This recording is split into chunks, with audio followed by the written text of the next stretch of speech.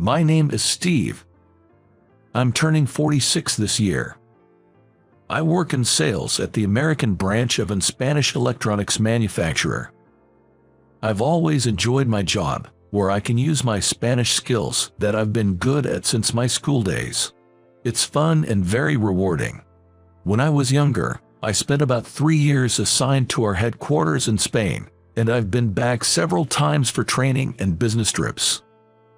Because of my busy life, I never had time for romance, and without many chances to meet someone, I remained single well past 45. But last year, fate stepped in. On my way back from visiting a client, as I was walking down the main street in front of the station, a tall man walking in front of me suddenly collapsed. He was clutching his abdomen in pain and groaning. I rushed to his side and crouched down, asking, "Are you okay?" But when I looked at his face, he seemed like a foreigner. Then he spoke to me in Spanish. "My chest hurts. Please call an ambulance." "Understood. I'll call one immediately." I responded in Spanish too and dialed 911 on my cell phone. While I was on the phone, a woman approached us. "What's happened here?" She looked to be a classy woman, about 60 years old. "This man says he's having chest pains," I explained. Then she spoke to the fallen foreigner in Spanish. "I'm a nurse. Can you tell me exactly where and how it hurts?" After that, she neatly placed her rolled-up jacket under the man's head and checked his pulse while asking about his condition. When the ambulance arrived, she explained the man's condition in detail to the paramedics and accompanied them in the ambulance. Watching her take charge, I thought she was pretty impressive. I saw her again when my dad, who lives alone, was hospitalized for colon polyp surgery. She was the nurse in charge of my dad's room. "Hey, you're the one from the other day. Oh my, thank you for that time." It seemed she remembered me too. "Thank you for that time too. You were a lifesaver. Was that man okay?" "Yes, because you called the ambulance right away," she said with a bright smile. "You're really good at Spanish, aren't you?" "Not really. It's all self-taught." "You studied Spanish by yourself?" "Yeah, I've always loved watching movies and foreign TV shows, so I got interested in Spanish. I learned by watching language programs on TV and buying books." "That's impressive. It seemed like you could speak Spanish too." "Well, I work for the American branch of a Spanish company, so I can speak a little." "Really? Have you ever been to Spain then?" "Yes, I have." She too had been to Spain on a trip. After that, we started talking every time we saw each other. Her name was Michelle, and she was about to turn 60. She was a cheerful person with a lovely smile, and talking to her was so enjoyable. I always wanted to chat more. Looking back, I realized I was totally smitten with her from the first glance. The age difference didn't matter to me. She was such an attractive woman. In our conversations, I learned she was divorced and currently single. Michelle has a daughter, but she's married and has left the house. So, I figured it wouldn't be a problem to ask her out. With that in mind, on the day my dad was discharged from the hospital, I asked her for her contact information. She readily agreed, and we exchanged numbers. Then, right after I got home, I asked her out to dinner. Since then, we've had dinner together several times and gone to the movies. The more I learned about her, the more I was drawn to her charm. She was kind and considerate to everyone, always bright and positive, and whenever I was tired from work or had something bothering me, talking to her would cheer me up. After about 6 months of dating, I proposed to her. "Michelle, will you marry me?" When I showed her the ring I had prepared and told her my feelings, she looked at me with her big, teary eyes and said, "Are you sure an older lady like me is okay? Age is just a number. I've got my heart set on you, Michelle. I can't imagine being with any other woman. I want to live the rest of my life with you," I said as I took her hand, and she began to cry. "Thank you. "I want to spend my life with you, too, Steve," she answered. And with that, she accepted my proposal. She had decided against having a wedding ceremony, but when she turned 60 and retired from her nursing career, I seized the moment to take a 10-day vacation. We went on a honeymoon to Hawaii. This trip was not only a celebration of her 60th birthday but also her retirement, so we really went all out. We stayed at luxury hotels and ate at 5-star restaurants. Since I'd been single until I was 45 and didn't have any expensive hobbies, I had a good amount of savings. That's how we managed to go on such an extravagant trip. Michelle was overjoyed. Seeing her having the time of her life, like a young girl, I knew it was worth it. Returning from our trip, about 6 months into our married life, one morning, as usual, I headed to work and was called in by my boss.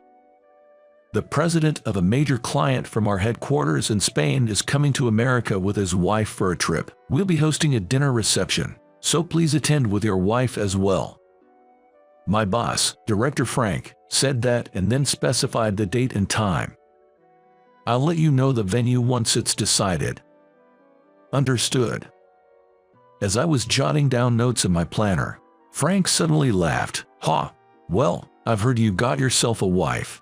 I was starting to think you'd end up a bachelor for life, but good for you for finding a woman with such unique tastes."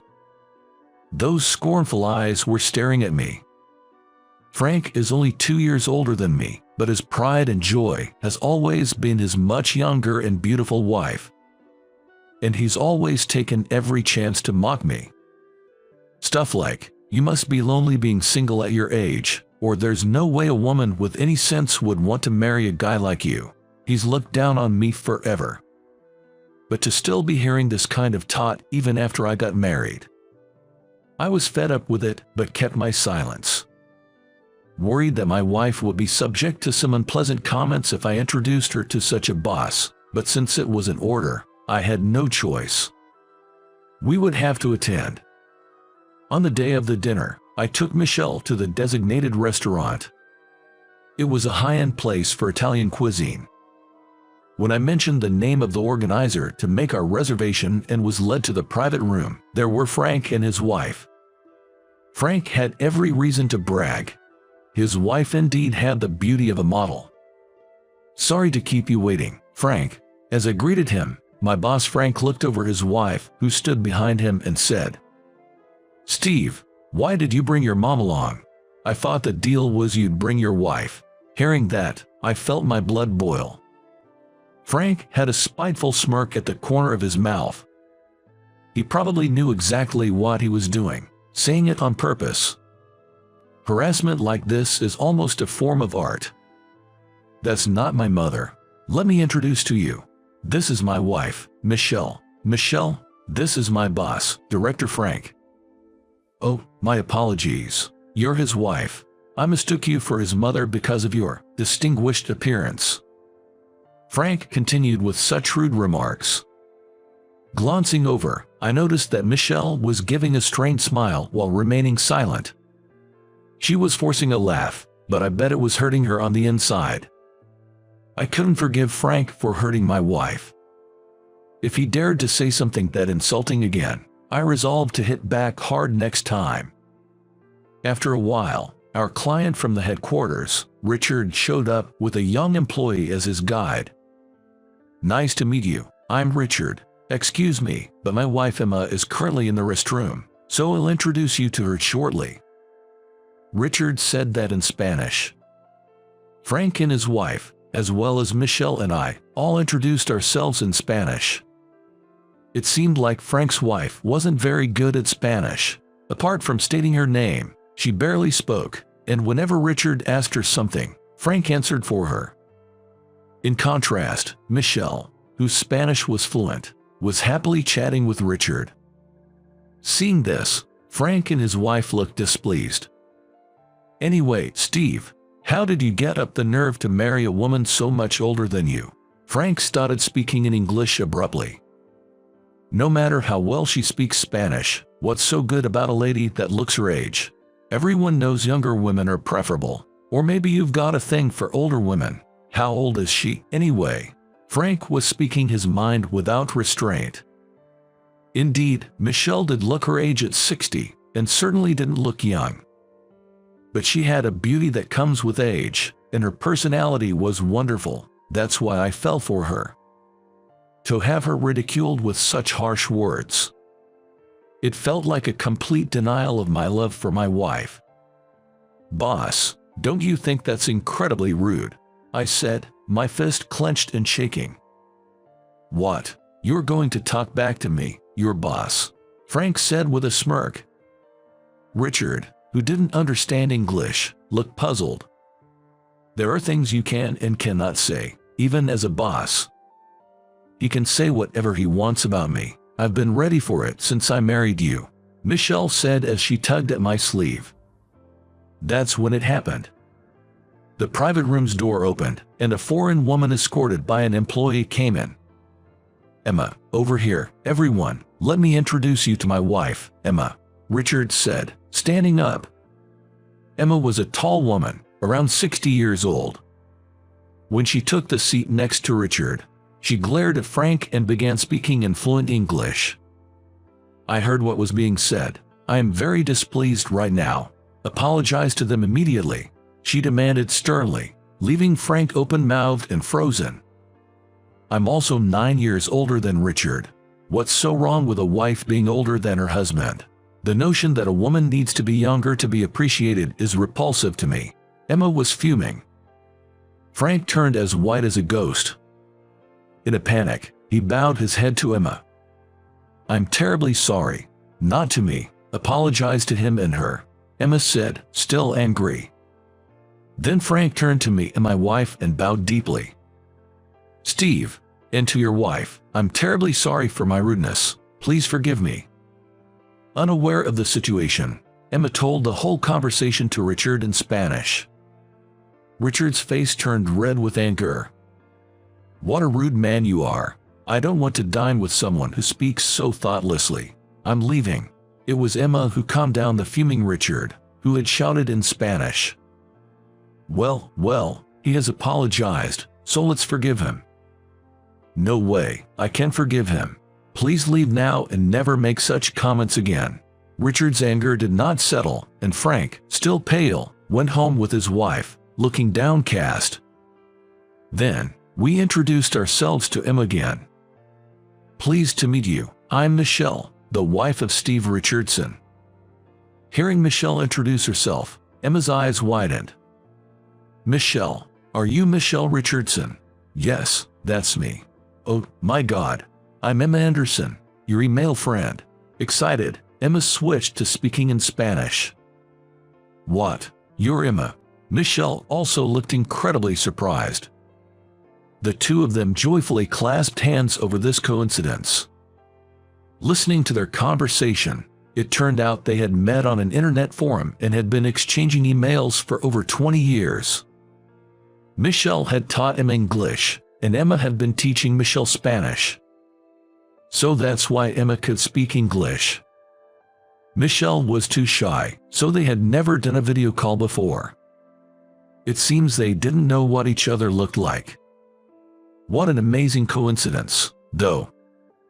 To meet an email friend from overseas like this, and at such a place. The party really got going with Emma and Michelle's conversation at the center. The food brought out was delicious, and Richard and Emma enjoyed it too. "Man, what a great day." I can forgive Frank's remark, but I'm truly happy that Emma and Michelle met by chance. Richard had also heard about Emma's longtime email friend before. "I've really been looking forward to trying authentic Italian cuisine, and I'm totally satisfied. I'll be sure to tell the folks back at the headquarters in Spain about this." After the meal, saying this, Richard left with Emma. It seems the dinner was a success. Later that day, back at home, Michelle said to me, "Steve, thank you for standing up to Frank earlier. I acted tough, but if you had gone along with Frank, it would have really shocked me. I'm relieved and glad that you stood up to him." "Of course I'd stand up to anyone. I can tolerate anyone talking awful about my dear Michelle." But, Michelle, you said you were prepared for this when we got together. I had no idea you felt that way. Gotta admit, it was a bit of a shock. But we have a 14-year age gap. I don't exactly look young, and to outsiders, our age difference is pretty obvious, right? I was braced for some remarks. It was a relief that your parents didn't object and were supportive of our marriage. So that's what it was. You needed that kind of resolve to marry me. Still, thanks for marrying me, Michelle. Don't mention it. The happiness I feel being with you makes all that trivial. Michelle said this with a bright smile. Seeing her smile, I fell even deeper in love with her. A few days after Richard returned to Spain, my company called to say a major deal with his company had gone through. Richard had made a point of sending his regards to me. Apparently, Richard had also reported Frank's nasty comments to the headquarters, and as a result, Frank got demoted to a regular employee.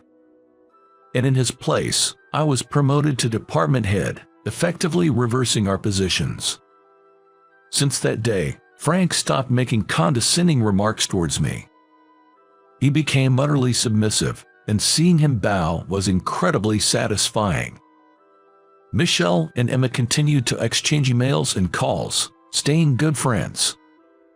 It looks like Michelle is now planning a trip to Barcelona where Emma lives. Watching her talk excitedly about it, I want to protect that smile for as long as I can. I want to make her happy. That's what I thought.